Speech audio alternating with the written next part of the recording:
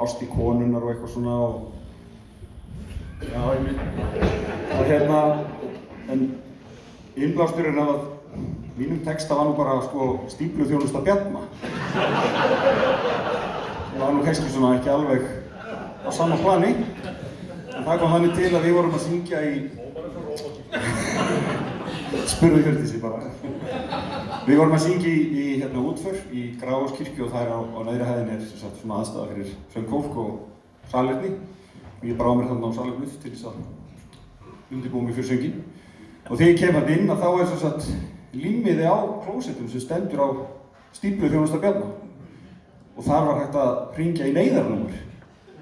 Og ég fór að hugsa, oft þegar maður fer nú almenn í salerni þá er maður svona pínu kvíðinn, virkar þetta, hvernig er þetta, En þetta var sett alveg kvíðan alveg á nýtt level sko, maður þurfti bara að hringja í neyðarnúmer og vera fastur þarna inni þangað til að Bjarni kæmi með stóra dröllusokkin og myndi hjálpa manni sko, að sturta niður og komast bara fram hreinlega og aftur bara út í lífið. En þá fór ég að hugsa, meðan maður beið eftir Bjarna þá kannski, fyrst náttúrulega fannst mér það pínulegt, en svo fór ég að hugsa að þetta kannski ekkert svo slæmt sko, því að þessi stund að vera einn með sjálfum sér inn á klósetti bara svona gæðastund. Þetta eiginlega bara eina stundin orðið hjá nútíma manninum þar sem hann fær frí frá öllu.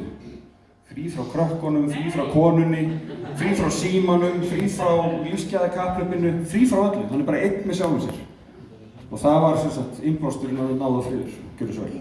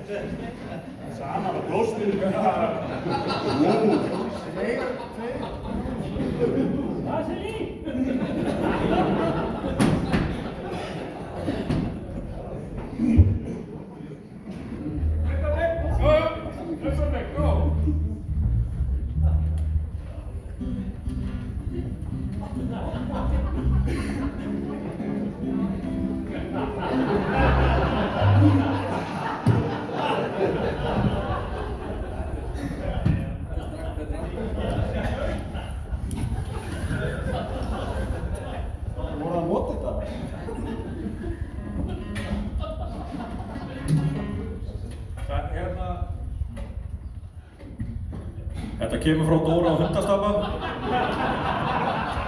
Þetta er með alveg einstaklega gott í eina. Nú skulum við reyna þetta.